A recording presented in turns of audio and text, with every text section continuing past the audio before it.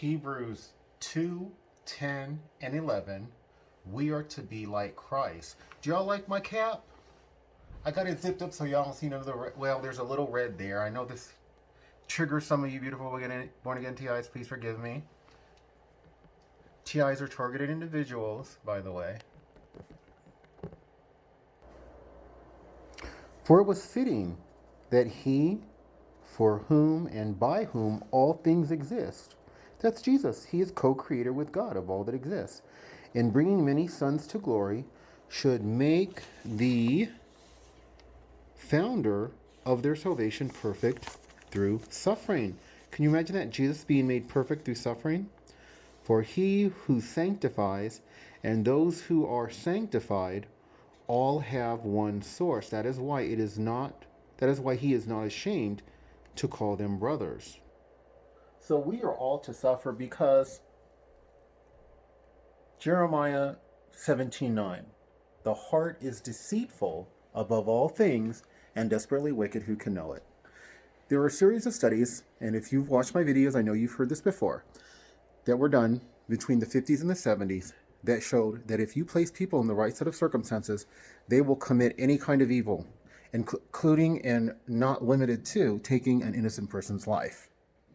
The heart is deceitful above all things and desperately wicked. Who can know it? It only takes the right set of circumstances in order for us to realize our potential for human evil.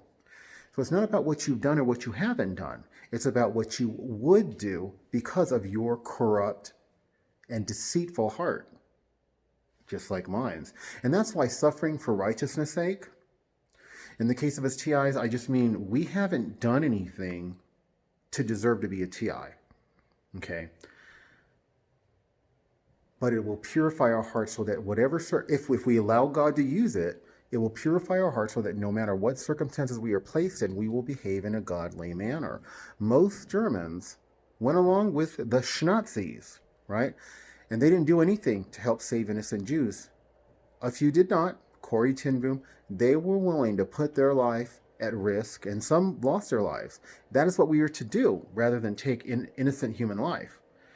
And that is what being suffering for righteousness' sake can do for the born-again believer. Sadly, many born-again believers won't even pay tithes and offerings. They will not make a sacrifice. They are unwilling to suffer. We are to be like Christ.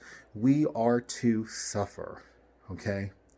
And it's for our good. God will use it for our good. We are to seek him. Prayer, fasting, reading his word, praising him, and we are to pay tithes and offerings. Okay, sacrifice a latte, eating out, buying stuff you don't need. I don't care how little money you have. I was homeless on the street and I paid tithes and offerings. There is no excuse. You either have more faith in God or you have more faith in money. And you need to pray to God that he'll make you have more faith in him. Like, subscribe, share, comment, any combination thereof. God bless.